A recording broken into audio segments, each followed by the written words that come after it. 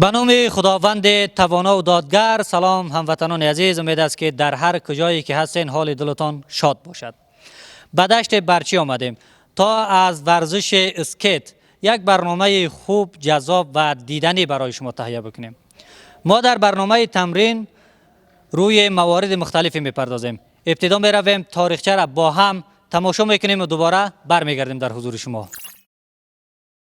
تاریخچه اسکیت یکی از محبوب ترین ورزش ها و سرگرمی های جهان است که تاریخچه آن به چند صد سال پیش باز میگردد. نخستین نمونه های اسکیت در قرن 18 میلادی در اروپا ساخته شد، زمانی که افراد تلاش کردند حرکت روی یخ را در فصل های سرد سال شبیه سازی کنند. آنها چرخ‌های را به بودها متصل کردند و نخستین اسکیت‌های چرخدار را به وجود آوردند. در سال 1760 میلادی مخترع بلژیکی به نام جان جوزف ملین یکی از نخستین نمونه‌های اسکیت چرخدار را معرفی کرد. با گذشت زمان طراحی این وسیله پیشرفت کرد و در قرن 19 اسکیت چهارچرخ یا رولر اسکیت محبوبیت زیادی پیدا کرد. سپس در دهه 1980 میلادی اسکیت‌های اینلاین یا اسکیت‌های خطی با قرار گرفتن چرخ‌ها در یک ردیف وارد بازار شدند و انقلابی در این ورزش به وجود آوردند. امروز مسابقات بین‌المللی اسکیت در رشته‌های مختلف برگزار می‌شود و ورزشکاران حرفه‌ای با انجام حرکت‌های نمایشی و رقابت‌های سرعتی میلیون‌ها طرفدار را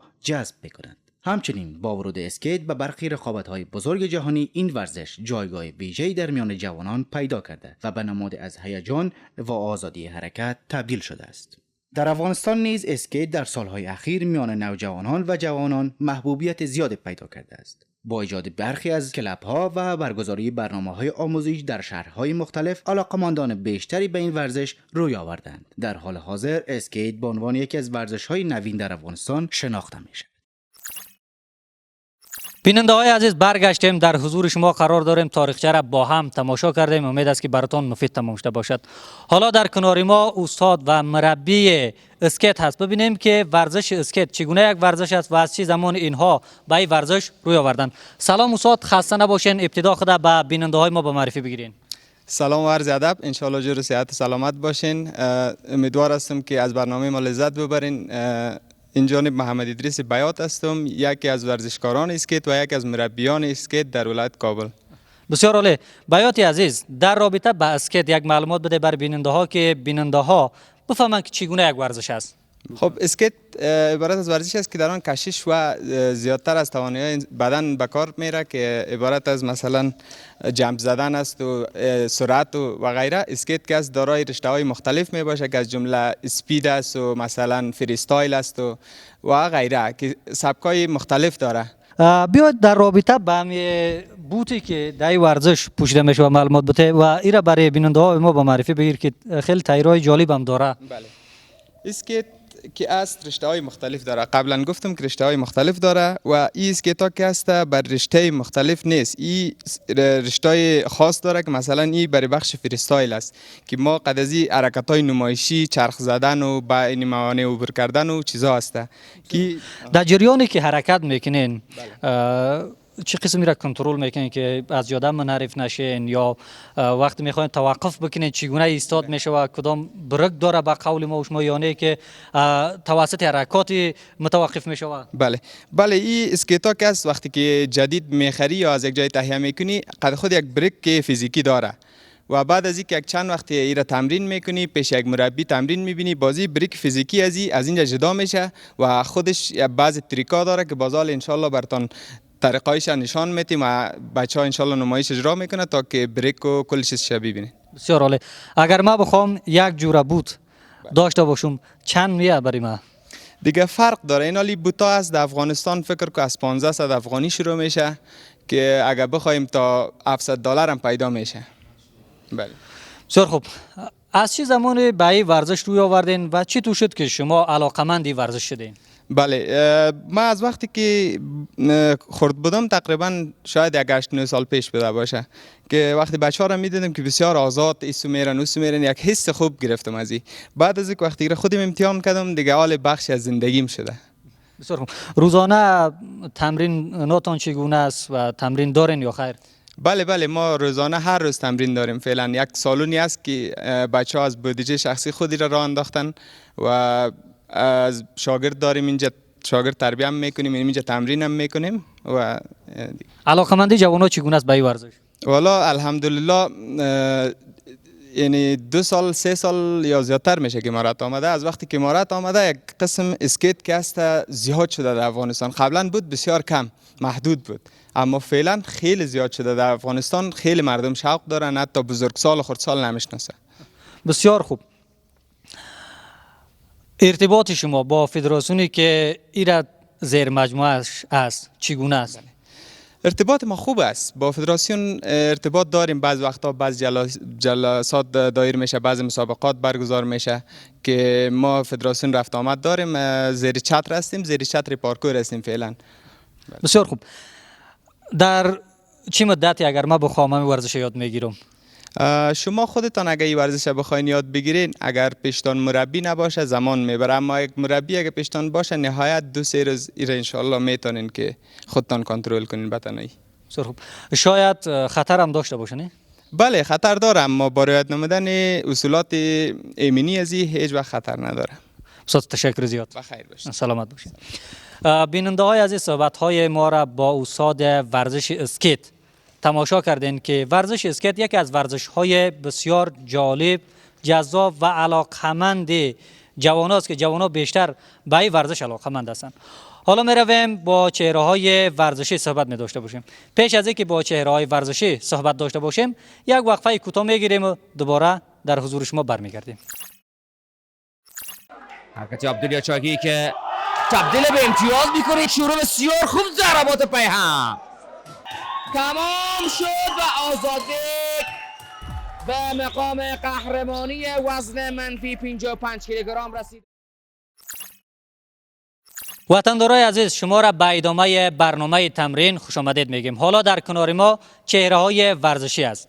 در رابطه با ورزش اسکیت با اینها صحبت می داشته باشیم که ببینیم که اینها از چه زمانی اسکیت را آغاز کردن. سلام، خسته نباشین. ابتدا خدا به بیننده های ما به معرفی بگیرین و در رابطه با ورزش اسکیت بگین که از چه زمانی شما به این ورزش روی آوردین. به نام خداوند مهربان و بخشاینده، محمد عارف ابراهیمی هستم. حدود 7 سال میشه که اسکیت در شهر کابل میدوانم و در بخش فریستایل و اسپید فعالیت دارم. دیگه شوق من به خاطر از روز شروع شد که من تقریبا 15 ساله بودم و ویدیوها را در صفحه مجازی میدیدم که مردم ها چه رقم اسکیت میزد. باز یک دفعه شوقم به می رشته شد. دیگه الحمدلله فعلا همین رشته را پیش گرفتیم. حدود 6 سال 7 سال میشه، 1-2 سال میشه که حرفه‌ای پیش میبریم. بسیار عالی. مسابقات انجام دادین، دستاورد در این زمینه داشتین در این مدت 7 سال یا خیر؟ سابق که بود ما کدام مسابقه انجام دادیم که الحمدلله مدال دوم گرفته بودیم و فعلا کدام مسابقه یا اسپانسری پیدا نشده که ما رها میکنه که ما بتونیم مسابقه در شهر کابل برگزار کنیم. بسیار خوب. خواست از مسئولین ذی ربط چیست و چه خواست داره از تجارا، از کسایی که اینها حداقل وضعیت اقتصادشون خوب است تا اینکه شما را اسپانسر کند؟ اولین حرف ما است که همی کسایی که تجاراست، سرمایه‌دار است، بتونه در بخشی از رشته اسکیت یک سرمایه گذاری کنه که ما بتونیم هم قهرمان پرورش بدیم و هم افتخارات به کشور عزیز خود بیاریم.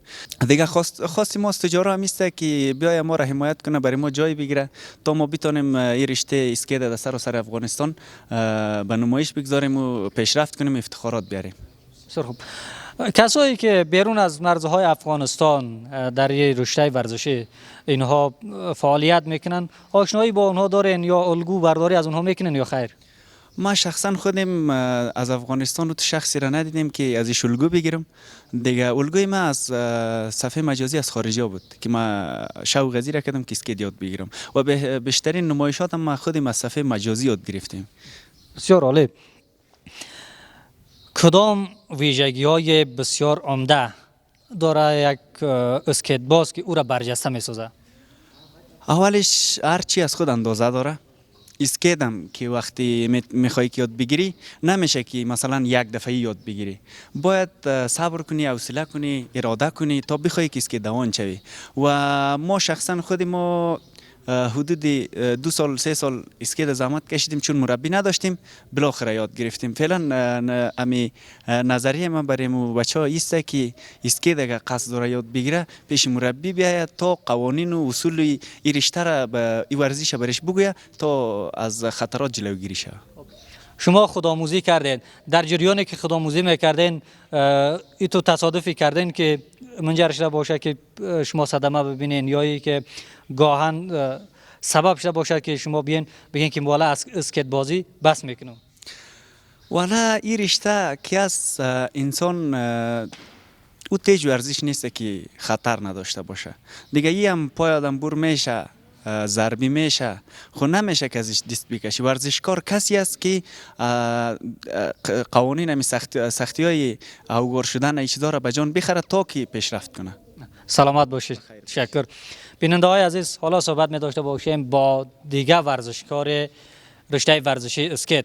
ببینیم که اینها چه دستاوردی دارند در این زمینه و از چه زمان شروع کردن. ابتدا خدا به بیننده های ما به معرفی بگیر و در رابطه به این که از چه زمان شما به ورزش اسکیت روی آوردین برای بیننده های ما بگین. سلام علیکم دوستا، امید که جور سعدمند باشین. رضوان رسولی هستم، یک از اسکیت بازای کابل.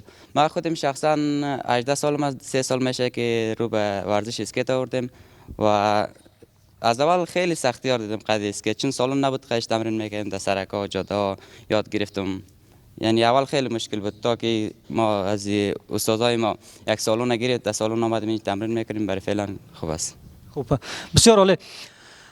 کسایی که شما را تشویق کردن کیا بودن و تا که شما علاقمند به این رشته ورزش شوین؟ کسایی که ما رو تشویق کردن دوستای ما بودن. اول که یاد نداشتیم برای ما یاد دادن، مخصوصا استاد ظریف، دیگه از مربی‌ها خیلی تشویق ما کردن. خوب، بعد از اینکه یاد گرفتین حالا چه حس دارین زمانی که با بوت‌های اسکیت بالا میشین و در مسیر حرکت میکنین یا پرشا میکنین یا ای که نمایشات انجام میدین، چه حسی میده براتون؟ اولش که خیلی ترس میخوردم والا، چون خیلی خود قدش اگار کردم. بعد از 1.5 سال 2 سال بعد 2 سال بعد که یاد گرفتم در سالن تمرین کردم دیگه. وقتی سالن در اسکیت پای میکنم چند چیز ترسی ندارم از اسکیت. بسیار خوب. پیامت را داشته باشیم برای وطندارا، برای جوانا، برای کسایی که شما را از طریق رسانه ورزشی افغانستان تماشا میکنن. پیام ما دم دیگه اسکیت باز هم میسته که احتیاط کند، چون اسکیت خیلی خطر داره. وقتی در سرک‌ها جاده ها اسکیت میرن محافظتی کلاه دستبند زانوبند داشته باشن. بسیار تشکر زیاد. بخیر سلامت باشین. قربانتون. بیننده های عزیز، صحبت های ما را با اسکیت باز و اسکیت بازان تماشا کردین. امید است که براتون مفید تمام شده باشه. بدون شک ورزش یکی از گزینه هایی است که برای صحت انسان مفید می باشه. صحبت های ما را با ورزشکاران تماشا کردین. حالا می رویم به بخش تمرینات این برنامه که توسط استاد به نمایش گذاشته می شود. بخش تمرینات این ورزش با هم تماشا میکنیم. دوستای عزیز، امید که جور صحتمند باشین. امروز با محمد عارف ابراهیمی استاد رشته اسکیت هستم. دیگه حرکت ها رو از 0 تا 100 امروز بخیر گرمکاری، موانع، دیگه نمایشات براتون داریم. با ما همراه باشین. بچه‌ها بیاین. القا را میزنیم. ادریس بیاین. القا را میزنیم. ادریس خیرالله بیا. خیرالله القا را بزنین. بیاین.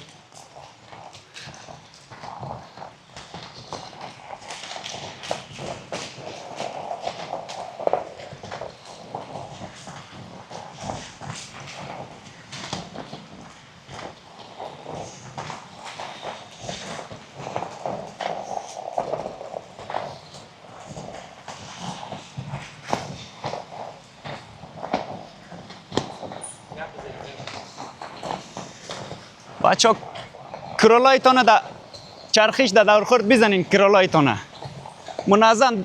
کمر خم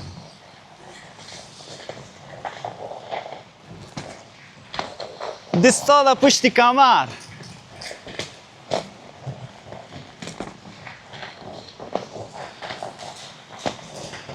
ماشاءالله. منظم بچه.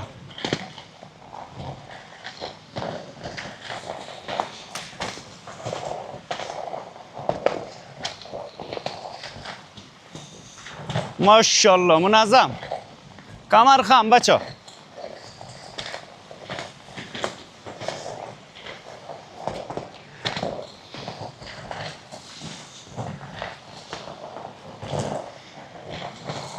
حلقتون برعکس کنین بچه ها. چرختون برعکس کنین. برعکس. شاید ریس بیا.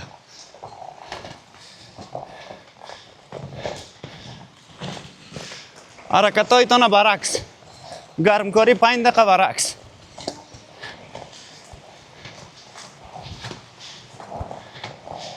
ماشاءالله. دستا در پشت کمر بچه منظم.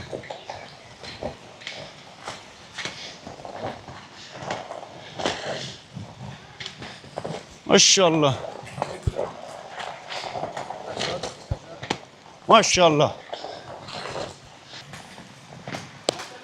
بچه حلقه شوین حلقه شوین گرم کاری ادریس. خیرالله حلقه.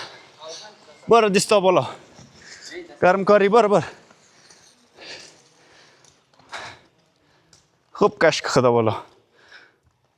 پیش روی. خوب کشک. پایین. دستا روی پا. ماشاءالله. پایا باز. یک طرف راست. خوب کشک خدا که آزاد چی. چپ. ماشاءالله. پای راست بالا.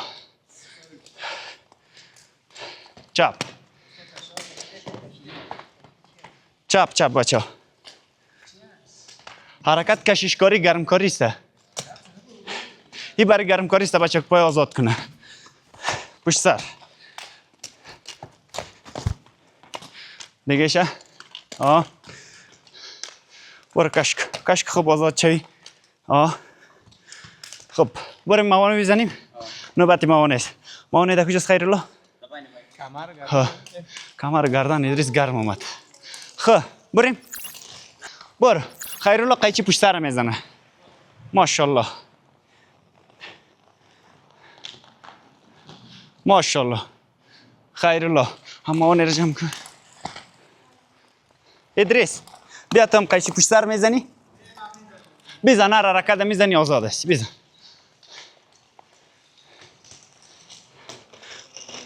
ماشاءالله. ماشاءالله. بیا نفری بعدی. بزن رزوان. ماشاءالله. نفری بعدی.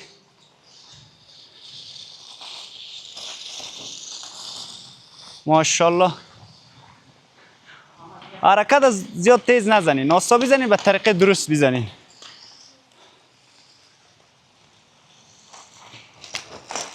ماشاءالله ادریس.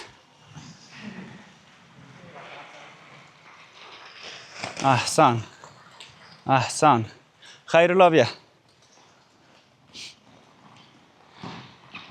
این هم دوستا بخشی موانع است. نعمت.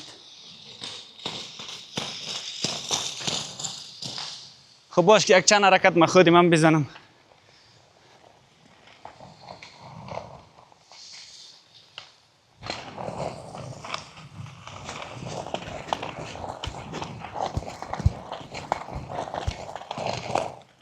خب دوستا این 3-4 دانه بچه کس مثلا رضوان جان، ادریس جان و نعمت یا کس در بخش حرفه‌ای کار کرده دیگه. بعد از این باز امو بچه‌ای که تازه یاد میگیره یارم بخیر یاد میتیم. آستا حرکت باید آستا بری. آستا به طریقه صحیح. صورت هیچ وقت حرکت درست نمیکنه. فهمیدی نعمت؟ باید منظم آهسته بری. ریلکس. بیا تو بیا.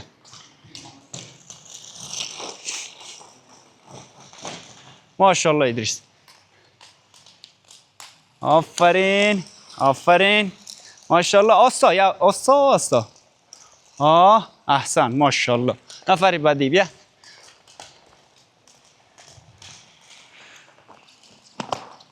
خیرالله آستا بزنی هم جرمه هم خوبش میشه. تیز که بی باز موانع چپا میشه خراب میشه. بیا نعمت. ماشاءالله. خب دوستای عزیز، رضوان جان یک حرکت میزنه که پارکور امروز اسکیت میکس کرده. ماشاءالله.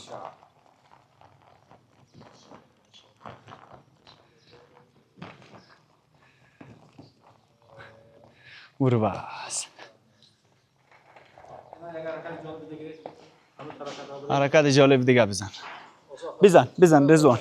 چارلی تا بزن، چارلی را بزن بچه، چارلی. رضوان چارلی خده.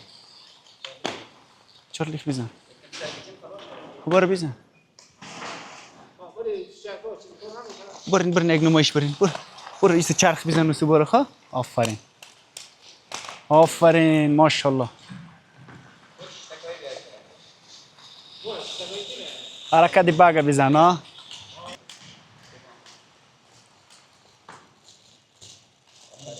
ماشاءالله ادریس.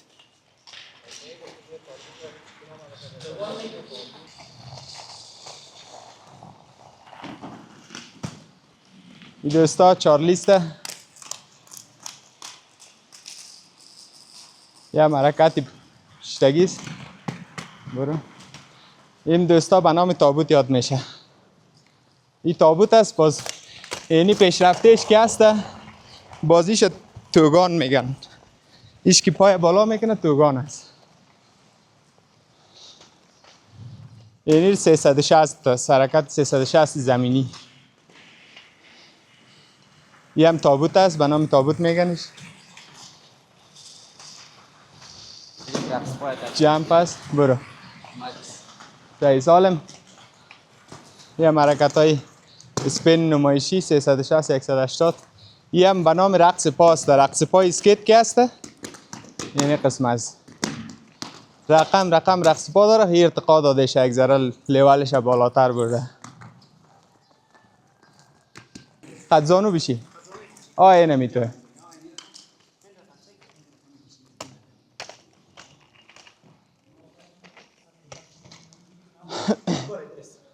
خب دوستا جمپ میزنیم.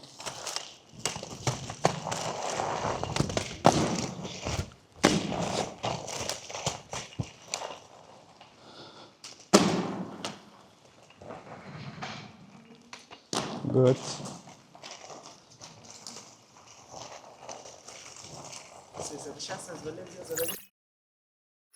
بیننده های عزیز، در فرجام برنامه تمرین قرار داریم که در این قسمت برنامه در رابطه با تغذیه ورزشکاران پیش از تمرین و بعد از تمرین با استاد صحبت می داشته باشیم. سلام استاد، باز هم خسته نباشین. در رابطه با تغذیه ورزشکاران پیش از تمرین که می آیند به تمرین، کدام غذاها را استفاده بکنن تا اینکه بتوانند درست تمرین بکنن؟ سلام دوباره. ورزشکارا وقتی که ورزشکاران خاص ورزشکاران اسکیت وقتی که میاین برای تمرین و یا ورزش اسکیت همیشه باید داشته باشند که غذا خوردن زیاد پیش از تمرین خوب نیست، بلکه غذای درست و صحی. منظورم از غذای صحی این است که اگر از لبنیات باشه، شیر باشه، مثلا ماست، چیزا خوب است به خاطر ریکاوری بدن. و بعد از تمرین هم غذاهای مانند مثلا کچالو بخورن که کچالو برای ریکاوری عضلات و چیزا بسیار مفید است. بسیار خوب. بر علاوه کچالو که بعد از تمرین میخورن، دیگه کدام غذاست که اینا نوش جان بکنن بعد از تمرین که همون انرژی که دارن از دست میتن دوباره او را پس بگیرن؟ از کدام غذاها بر علاوه کچالو استفاده بکنن؟ بله این تو خب غذا زیاد است، اما اگر ما به شکل غذاهای خود ما که وطنی یا سنتی شه بگوییم یا غیره زیاد است. مثلا برای مفصلای انسان که است یک چیز عادی به نظر مردم میرسه بامیه است. بامیه برای اسکیت سوار بسیار یک چیز خوب است به خاطری که آبرسانی میکنه عضلات و مثلا حبوبات باشه، لوبیا باشه، نخود باشه، کل چیزای پروتئینی، چون که یک ورزشی است که فیزیکش به اندازه فوتبال است. بسیار یک فیزیک بالا کار داره. پیام تا داشته باشیم در آخر برای هموطنا، برای کسایی که شما را از طریق رسانه ورزشی مردم افغانستان تماشا میکنن. پیام ما خاص به جوانانی است ورزش بکنین. از این که مثلا یک انسان ورزش میکنه از این حراس نداشته باشین، چون که ورزش عمرتان از بیشتر میسازه. و یک چیزی هم به مسئولین دارم که مثلا به ورزشکاران یک یک نگاه بکنن، چون که ورزش ما کسی نمیال هیچ حمایتگر نداره. ما خودیم از سرمایه خود مثلا اینجا یک سالن را گرفتیم، مثلا خیر ببینن هم صاحب سالن هم نهایت قدیم کمک خود کرده اینجا. اگر نه فکر کنم ما تهیه نمیتونستیم، چون که مردم شرایط خراب است، یک ذره اقتصاد ضعیف است. اگر دولت برای ما یک کار میکرد، مثلا اینا ما خیلی اینجا مثلا ما وسایل نداریم، ما فقط میتونیم اینجا بعضی حرکت‌ها را انجام بدیم، بعضی حرکت‌ها را مثلا به خاطر نبودی وسایل ما انجام داده نمیتونیم. فقط اینم که مسئولین برای ما یک کمک بکنه، یک جای منظم برای ما بسازه تا که ما بتونیم راحت همونجا تمرین بکنیم. بسیار شکر زیاد. سلامت باشین. بیننده های عزیز، صحبت های ما را با استاد در رابطه با تغذیه ورزشکاران تماشا کردین. بدون شک در افغانستان ورزش های مختلفی فعلا فعالیت میکنه و ورزش های مختلفی در افغانستان توسط جوانا رو به رشد هست و هر روز ما شاهد رشد جوانا در عرصه ورزش هستیم و توجه مسئولین سبب شده که انگیزه برای جوانان ایجاد شود تا اینکه در فوتبال، فوتسال، در اسکیت، بزکشی، کرکت و غیره ورزش ها بیشتر شود و به سالن های ورزشی جوانان بروند و ورزش کنند و صحتمند شوند. بدون شک کسانی که امروز تمرین میکنند فردا تحسین میشوند و در معرض دید مردم قرار میگیرند. شما هم جوانان وطندارا ورزش کنین تا اینکه صحتمند شوین. این بود داشته های برنامه تمرین که تقدیم حضور شما شد. شما را تا هفته آینده با یک برنامه جدید به الله متعال میسپاریم.